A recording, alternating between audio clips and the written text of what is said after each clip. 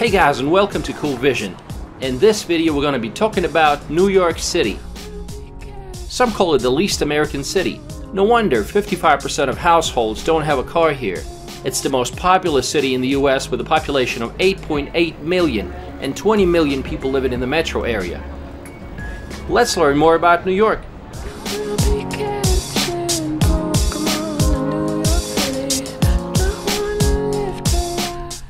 New York City is situated on a large natural harbor composed of 5 boroughs: the Bronx, Brooklyn, Queens, Staten Island, and of course Manhattan.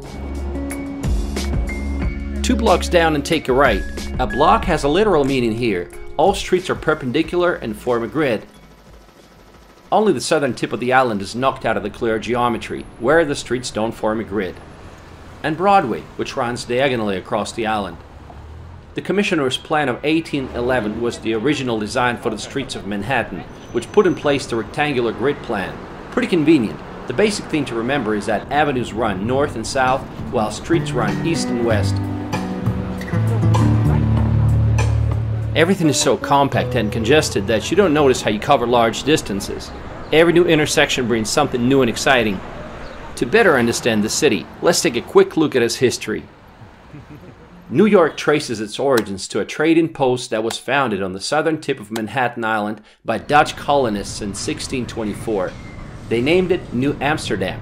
40 years later, in 1664, it came under English control and was renamed New York, after King Charles II of England granted the lands to his brother, the Duke of York. Then comes Independence War and the signing of a peace treaty. British troops set sail for their homeland, and in 1785, New York became the capital of the United States for 5 years. The city is turning into a large industrial and financial center. Manhattan is being developed further up north, with giant bridges and the first skyscrapers. The New York Stock Exchange has overtaken the London one. Over the course of the 19th century, New York City's population grew from 60,000 to 3.4 million.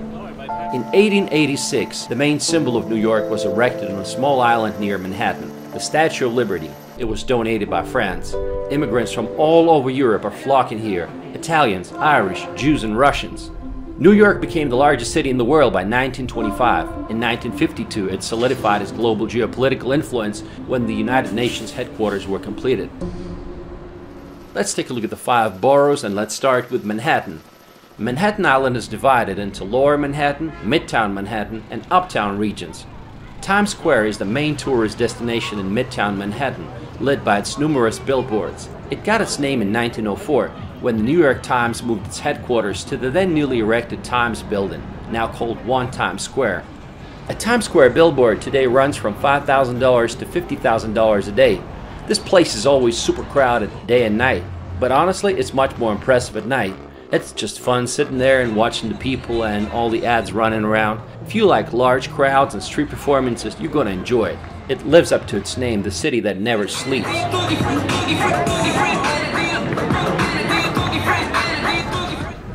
Oh, by the way, see those ATVs? That's illegal.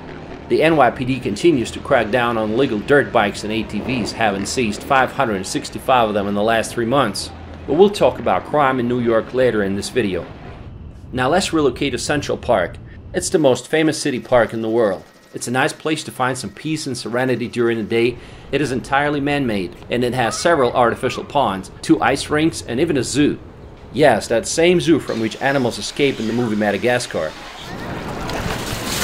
We are in the heart of New York City. We're in Central Park, guys, and this is the most visited urban park in the United States. 42 million visitors a year. On top of that, it's the most popular location for filming movies, and that's why I'm filming my video here. Central Park has everything: street musicians, sports grounds, horse-drawn carriages, and even such unique historic monuments which you don't expect to find here, like the obelisk, also known as Cleopatra's Needle, that was brought from Egypt, and it's roughly 3,500 years old. There's a wide variety of landscapes too, from meadows and woodlands to lawns, and there's always someone practicing yoga, meditating, or just reading books. We walked across the park from south to north and exited at the northern side, and this is where Harlem begins. An area with a rather dubious reputation. I know, people had been telling me it's fine, it's been gentrified, it's safe. In fact, the word gentrified is the most common word that I heard throughout my road trip in the US. There's no denying Harlem has improved, so you understand this is what it looked like in the 70s and the 80s. But even today, residents of East Harlem perceive crime as the biggest single concern. There are still many gangs in Harlem today. On a positive note, Harlem has been known for its jazz clubs, soul food, nightlife scene, and African American heritage. 125th Street is considered to be the main street of Harlem and is home to the Apollo Theater, a noted venue for African American performers where Stevie Wonder, Billie Holiday, Diana Ross, and other big names started their careers.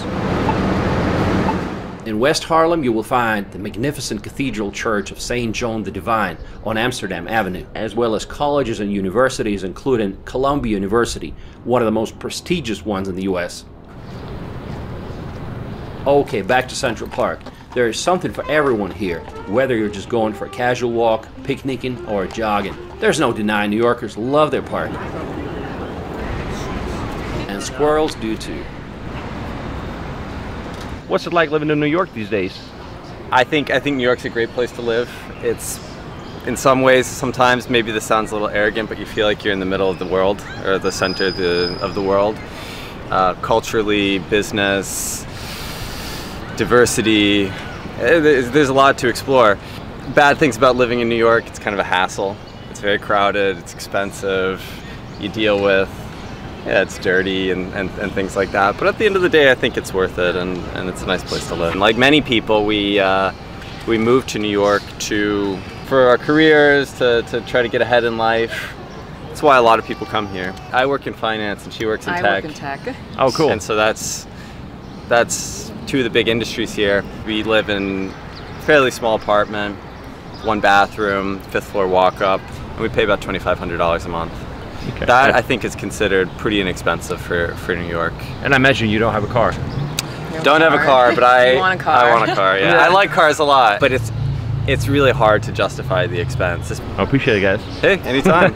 We're in Central Park, New York City, and are you a local? I wasn't born here, but I lived a lot of years here, working as a photographer, actually. Name 3 things you love about living in New York City. Well, the whole world lives here, so that's number 1. When you can't travel, you're in New York and you're meeting people from around the world, like the two of you. That's number 1.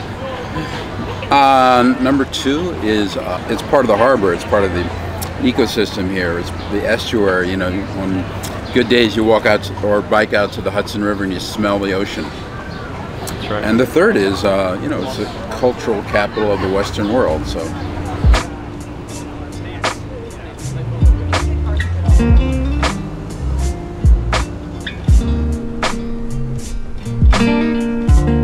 The Big Apple's most famous street is the 5th Avenue. It crosses Manhattan from north to south, and it's one of the most expensive streets in the world. So many interesting things here. World's famous Apple store, Trump Tower with BLM mural in front of it, Flatiron Building, St. Patrick's Cathedral, a gorgeous Catholic cathedral that was built in 1878, Empire State Building, and so much more. A section of 5th Avenue running from 34th to the 60th Street is a concentration of boutique shops and expensive high-end stores. This is where Audrey Hepburn freezes on the sidewalk and stares at the jewelry store window in Breakfast at Tiffany's.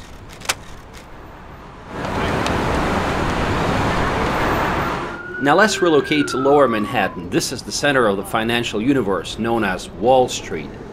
Bankers and stock traders rush to their offices early in the morning. The city's security industry represents over 163,000 jobs with an average salary of $422,000 a year. Impressive. This is where you find headquarters of JP Morgan Chase, Citigroup, and other financial giants. New York Stock Exchange and the NASDAQ, the world's largest stock exchanges, are both located here. This is the famous New York Stock Exchange. If you happen to own some American stock, this is where they're trading. I got some stocks, so I want to figure out what's going on. On Wall Street, you will find Trinity Church and Federal Hall. This is where in 1789, George Washington was officially proclaimed the first president of the United States. If you're bullish on the stocks, take a picture with the famous Charging Bull, a bronze sculpture which symbolizes the bullish market, financial optimism and prosperity. Nearby, another statue, Fearless Girl, promoting female empowerment. To get great views of the lower Manhattan, just take a ferry. A lot of locals use it every day. It's very affordable and enjoyable.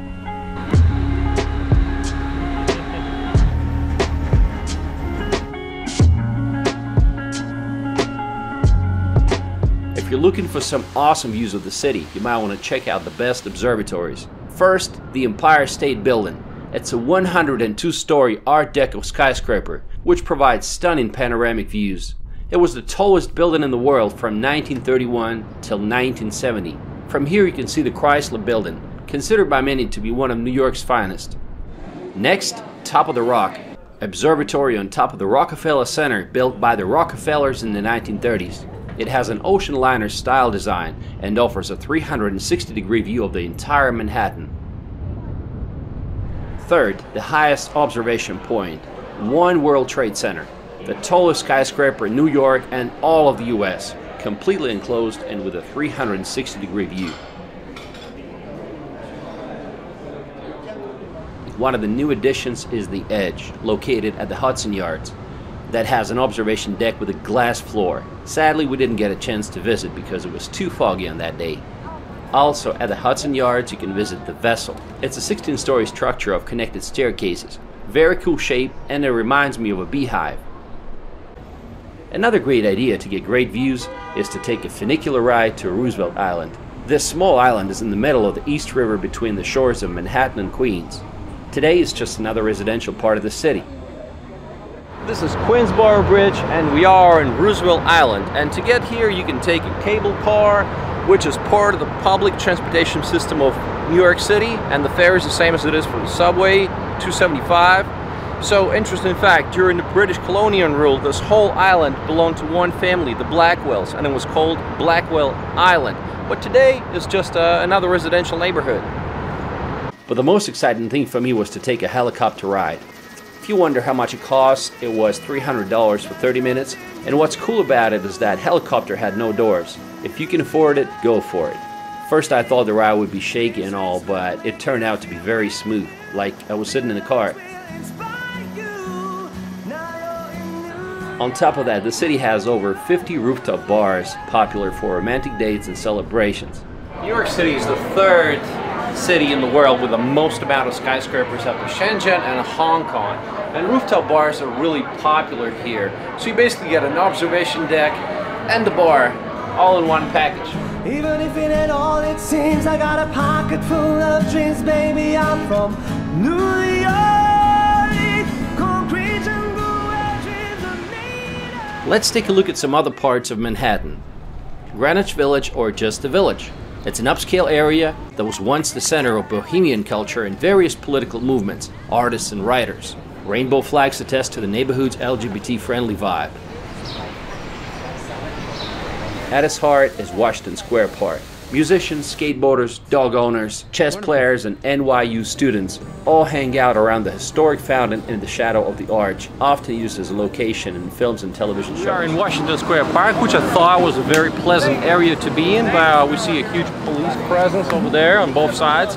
And I asked them what the deal is. I thought there was some kind of event going on, but they said it's a pretty rough area, especially at night, which is very unexpected. New York is full of surprising places. Like if you're a fan of Sex and the City, this is where Carrie Bradshaw used to live, and she was running down the stairs to catch a taxi. Breezy, hello, Breezy. It's good to see you, everybody. Hello, everybody. Good to see you. I saw some NYU students protesting, and I wanted to know what their demands were. So let's go and talk to them. So the graduate workers at NYU are on strike right now, and they're demanding fair compensation, better health care, and getting cops and like ICE, like immigration officers off campus to protect international and immigrant students. SoHo. Since the 20th century, SoHo has been the location of many art galleries.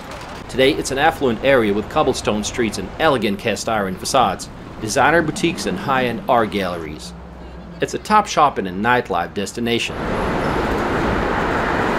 Directly from SoHo, you will find Chinatown and Little Italy.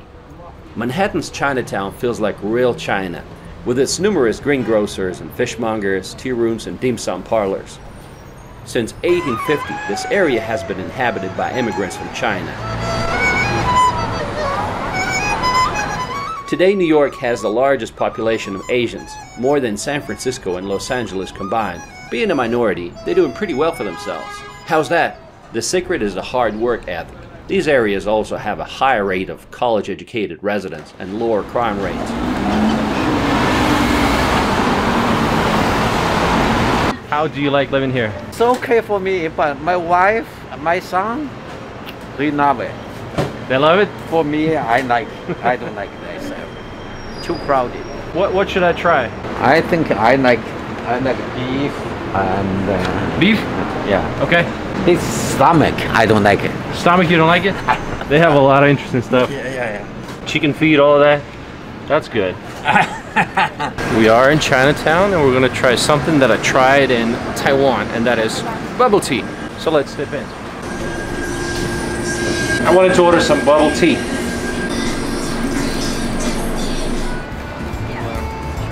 Nearby, you'll find Little Italy.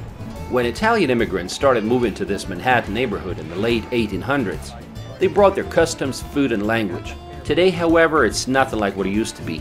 It's become very touristy and has changed significantly under the influence of Chinatown. I'm leaving today. Guys, the famous Umberto's Clam House. Food delicious. Are you hungry? I'm Italian. Chelsea's Manhattan's art district that mixes a variety of architectural styles, from elegant 19th century townhouses to housing projects. It's known for having a large LGBTQ population, with one of Chelsea's census tracts reporting that 22% of its residents were gay couples. If you get hungry, go to Chelsea Market. We have come to Chelsea Market to have something to eat. This is a wonderful place, lots of choices. And from what I've learned, it used to be a factory where Oreos were invented in 1912. So let's go check it out.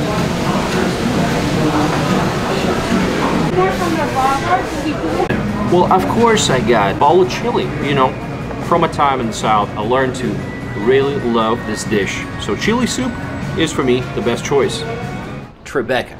Once home to industrial warehouses, TriBeCa is now the city's richest zip code, with an average income of $879,000 a year and a median home price of $3.8 million. Even Jay-Z once purchased a penthouse here for $6.8 million after he traded Brooklyn for Manhattan. Yeah, I'm at the Brooklyn, now I'm down at TriBeCa, right next to De Niro, but I'll be hood forever. Really? Why'd you move then, Jay? TriBeCa has it all. Elegant townhouses and modern high-rises, trendy restaurants, and a spectacular view of the Hudson River on its western border. And finally, Billionaires Row. It's a set of super tall luxury towers on the southern edge of Central Park. The cheapest condo here goes for $3 million, and the most expensive units are north of $60 million. What are the downsides of Manhattan? Well, let me just say there are a lot of homeless people. As of January 2020, New York had an estimated 91,000 people experiencing homelessness on any given day, according to the U.S. Department of Housing and Urban Development. While most of them are peaceful, random attacks are happening way too often. Sir, excuse me, I said. Sir! During my stay, 2 girls from Russia were attacked and robbed by some crazy homeless person. Another complaint is the bad smells, and yes, that includes marijuana. It's everywhere. You can't really escape it because there's going to be someone walking in front of you who starts smoking, and it's really annoying for someone who's not a pothead like me. Locals don't seem to be noticing any of those problems. In fact, many of them just put on headphones pretending they're too busy to be bothered with anything else.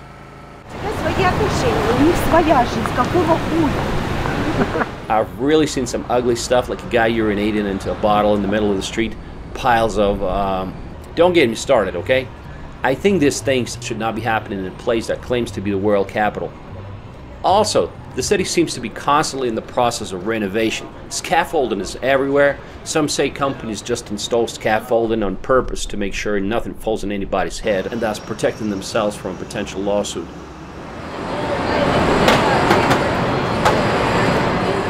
What about garbage? The garbage collection system is set up in a way that huge garbage bags are piled on the sidewalks waiting to be collected. And sometimes these piles get really big. They have to do it this way because Manhattan does not have courtyards, and they only get collected several times a week. Garbage bags can really pile up at the end of the week. You know, there's one pile, another pile, which is almost blocking the entrance to this building. Manhattan is full of contrast. $2 hot dog stands stay side by side with expensive boutiques on Fifth Avenue. Extremely wealthy people are walking the same streets as the homeless. Some people might get the impression that Manhattan only has Central Park and the rest is nothing but a concrete jungle. But it's not like that. There are green areas scattered all throughout the island, like Bryant Park, located next to the New York Public Library main branch. It has a huge lawn where people are reading newspapers, playing ping pong, chess, and backgammon. In the winter, they will have a skating rink here.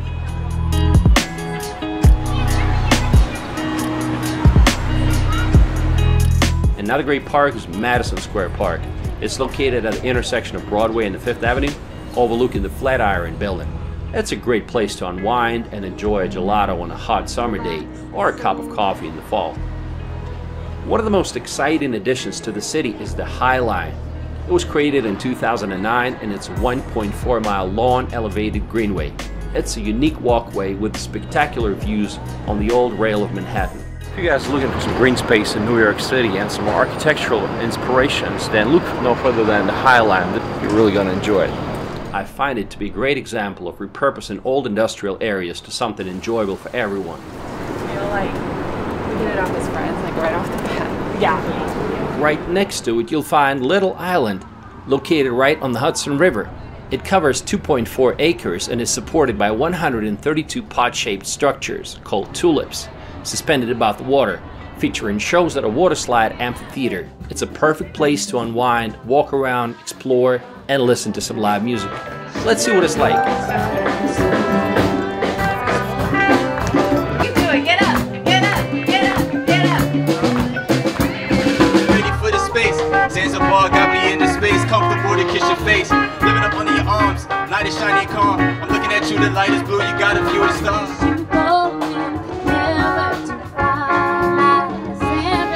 Roads in New York City are far from perfect, a lot worse than in the rest of the US. In the US generally you can do without a car, but New York is an exception. More than 55% of New Yorkers do not have a car. Almost everyone told me not to drive here, and that's why I wanted to do it. I had a rental car and I wanted to know what it's like being a driver here.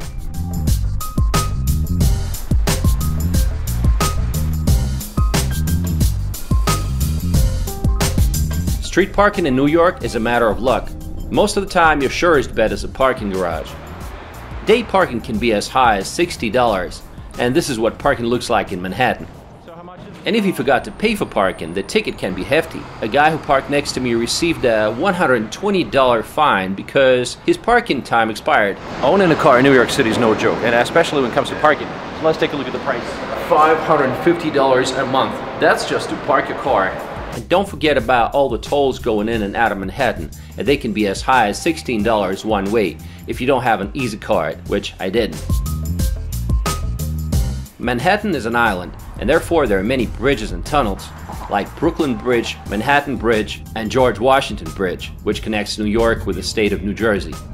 The Lincoln Tunnel, which carries 120,000 vehicles a day, is the busiest car tunnel in the world. New York is a pretty walkable city thanks to its grid pattern layout, but it's also quite bike-friendly, with more than 1,200 miles of bike lanes and routes. In New York, you also got to watch out, not just for the cars, but also for the cyclists. Man, they're so fast and they appear out of nowhere. Like here you can see them, but sometimes you just can't. They can knock you over, you know.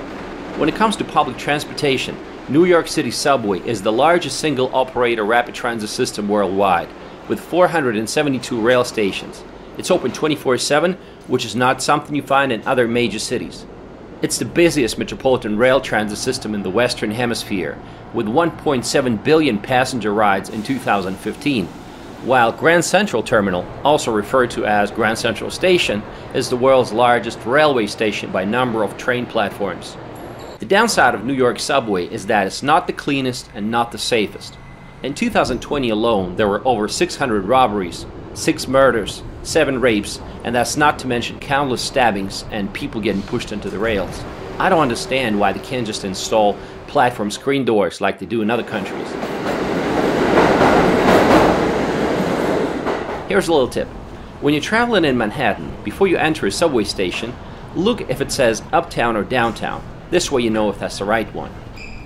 Also, you don't have to buy those confusing Metro cards anymore because you can just tap your credit card when you enter, and that's so much more convenient. It worked. The most beautiful subway station is the World Trade Center station, designed by architect Santiago Calatrava. From outside, the structure is known as the Oculus, and it looks futuristic, and it reminded me of the whale skeleton. And that's a magnificent structure, resembling some kind of an animal, maybe like a whale. It took so many years to build, and it also got a lot of criticism from the locals because it cost the city a whopping $3.9 billion when the original cost was supposed to be $2 billion. Nearby there is a memorial to 9/11 tragedy. It's a forest of white oak trees with 2 square pools in the center, marking where the Twin Towers stood. While the World Trade Center Memorial speaks of the past and remembrance, One World Trade Center speaks about the future and hope. It was first named Freedom Tower, and I wish they kept this name. Today it's the tallest skyscraper in the US and the 6th tallest building in the world by pinnacle height. The building's architect is David Childs, who also designed the Burj Khalifa and the Willis Tower. A section of Fifth Avenue alongside Central Park is known as Museum Mile. Metropolitan Museum of Art, or MET for short, is the most visited museum in the United States. It was founded in 1870. It's enormous and comprehensive, and I imagine it would take days to see everything.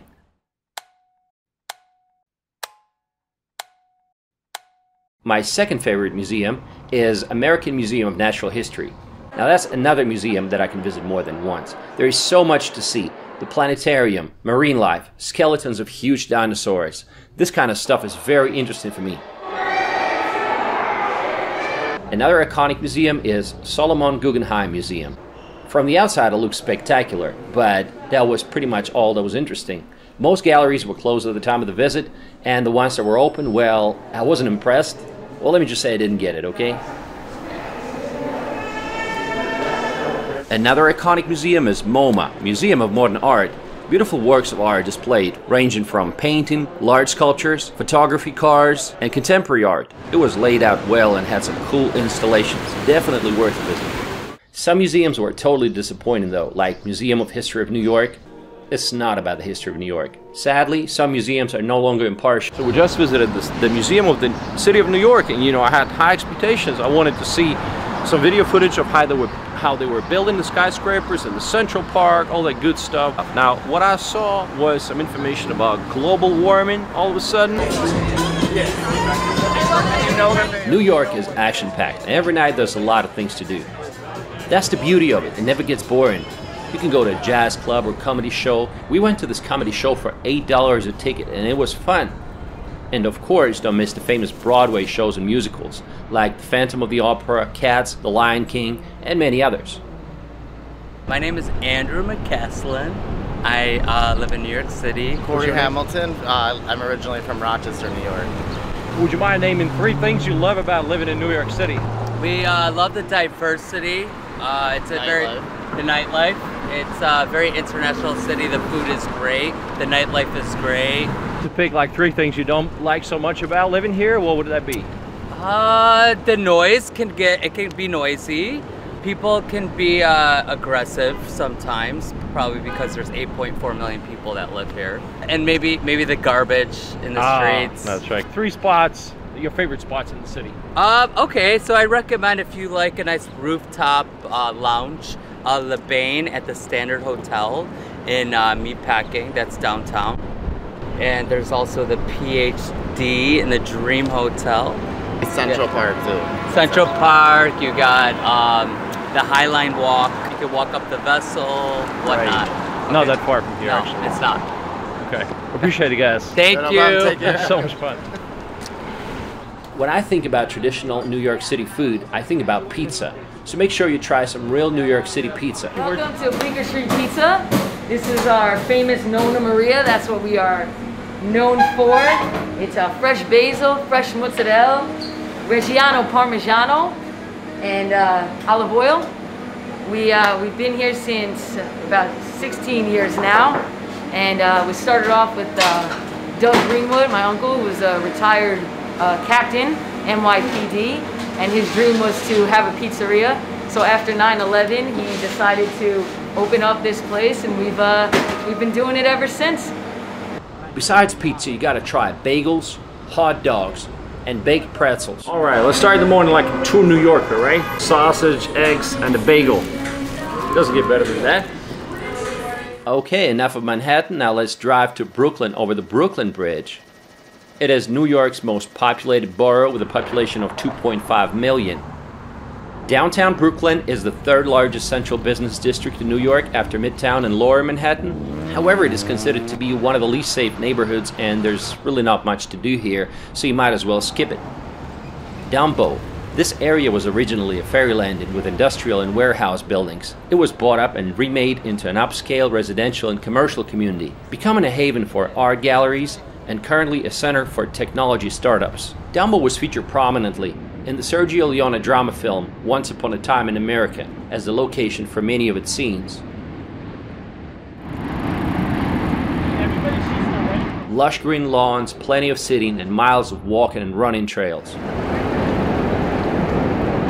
This is what's called Jane's Carousel, and it was built in 1922. It was recently restored and is supposed to be open soon. Just imagine this carousel is almost 100 years old. Williamsburg, another hip neighborhood in Brooklyn. With a steady growth in gentrification, former warehouses and factories have been repurposed, and now it draws the young fashionable crowd to its fancy boutiques, trendy cafes and restaurants, while the waterfront provides stunning views of Manhattan. Nearby, Domino Park, which spans a quarter-mile along the East River near the Williamsburg Bridge. We are in Domino Park, which is in Williamsburg, which is in Brooklyn, and you can get this iconic view if you come to Domino Park. Here you'll find children's playgrounds, volleyball courts, and an elevated walkway that extends much of the length of the park, resembling the interior of the old refinery. New York City is a city of hundreds of different languages and a variety of communities. Yes, it's a melting pot, but only to a certain extent. Most of its neighborhoods are dominated by a certain ethnicity. You know, it makes sense because people love to be around other people that share a similar cultural background. Let's visit a Jewish area in Brooklyn called Borough Park. First thing you notice is the abundance of young mothers with strollers. The fertility rate for Orthodox Jews is one of the highest in the world, an average of 6.5 children per woman. For comparison, in Europe it's 1.6. Let's talk to some locals. What part of town are we in? You're in the Borough Park section of Brooklyn. What's it famous for? Jewish neighborhood. What is it that you like mostly about living here? Well, it's the community. You know, we're tight-knit, we're friendly to each other, and we know each other. And it's also that this pretty much has been home for the past 50, 60 years. This is more outdoor wear, and this is inside because Jewish men, the Torah-observant Jewish men always wear something to show that sort of deference to God. Okay, and women, they have to wear this black... Married women, they cover their hair. You go to synagogue every Sunday or...? No, every day. Every day. Saturday the services are longer because that's our day of rest. Every day you go to pray? Yeah, well, Jewish males, Jewish men and boys over 13 pray 3 times a day. I'm Russian, so obviously I had to visit the Russian-speaking community known as Brighton Beach. It's in the southern part of Brooklyn. There's a nice 5-kilometer long boardwalk running along the sandy beach. It's a very peaceful and quiet area. We have come to Brighton Beach, which is a district in Brooklyn and is famous as a Russian-speaking community that's been here since 1970s. Now it feels weird to be surrounded by people speaking Russian when you're in America. Если так пройтись, посмотрите, наверное, 90% все русскоязычные. Живется вроде здесь неплохо. Здесь поменялось как бы население. Ну, говорят, 20-25 лет назад здесь было чуть похуже, да, здесь было чуть неспокойно. Ну, из-за того, что как бы население поменялось, уже люди, разные люди живут, ну, бывшие с наших стран. А они, ну, наши, сами понимаете, более законопослушные, и они как бы живут честненько, скажем так, да. Много ребят работают на Uber, раньше работали в такси, желтое такси, да. Сейчас очень большое население, ну, ребята очень многие вышли на траки, то есть на дальнобойщики, да.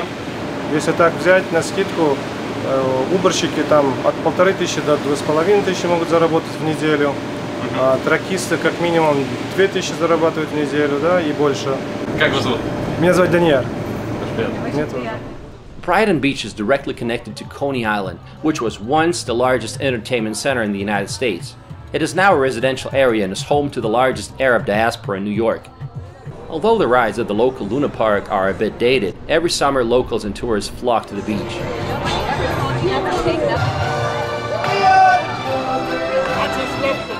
Moving on, Queens is the largest borough of New York by area, and it has a population of 2.3 million. It has the second largest Chinatown in Flushing Quarter.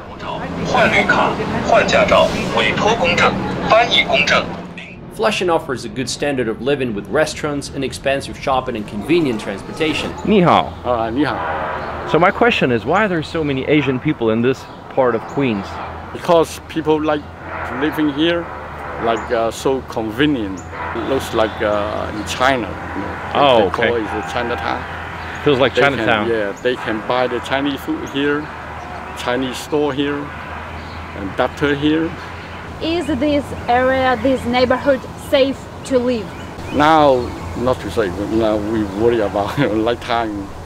We're not going to go out. Nighttime not safe, but during daytime is okay. Daytime is okay. Okay. All right. Nighttime we scared too many now. You know. There's been a lot of residential construction here. My friend Addy lives in this modern apartment complex and he rents a 2-bedroom apartment here for $3,300 a month. This might seem expensive, but it comes with a swimming pool, a few tennis courts, and it's only 30 minutes away from Manhattan by subway. Queens is also the site of Citi Field, the baseball stadium of the New York Mets. 2 of the 3 busiest airports serving New York metropolitan area, JFK and LaGuardia, are also located in Queens. The Bronx is the 3rd largest district in New York with a population of 1.5 million. Parts of the Bronx saw a decline in population, livable housing, and quality of life in the late 1960s, culminating in a wave of arson in the late 1970s. The South Bronx in particular experienced severe urban decay. The Bronx is the birthplace of hip-hop music and culture. It is also the home of the New York Yankees baseball team and their home field Yankee Stadium. The famous Joker Stairs are also here. Staten Island is the least populated of the boroughs, and it is home to 500,000 New Yorkers. It's the most remote borough from Manhattan. More reminiscent of the American small towns, it is sometimes called a forgotten borough.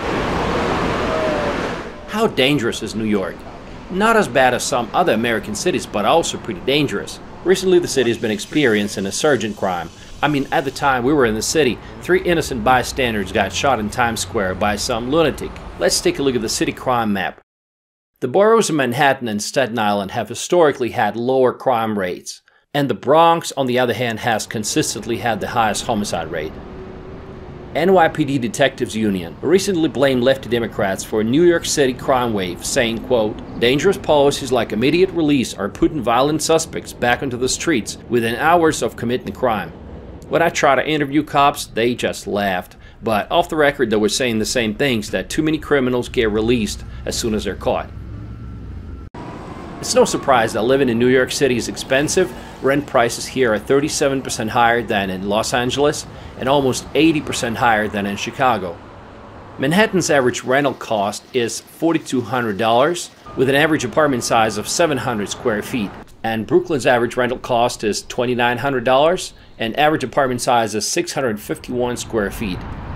Needless to say, New York real estate is a magnet for wealthy people. So there's no shortage of fancy mansions outside of the city. Buyers come from all over the world, China, Russia, and other countries where freedom has been jeopardized. Some of these neighborhoods don't even feel American anymore. Weird, right? I visited one of those neighborhoods. Famous Russian TV host just recently bought a mansion here for $7 million. What's outside of New York City? Few people visiting the city ever get a chance to get away from it. That's a shame. Just an hour's drive away, you can find yourself surrounded by mountains and beautiful nature. National parks, lakes, vineyards, apple orchards, and golf courses. There are plenty of places to go to. Hudson Valley is one of them. It's a popular weekend getaway.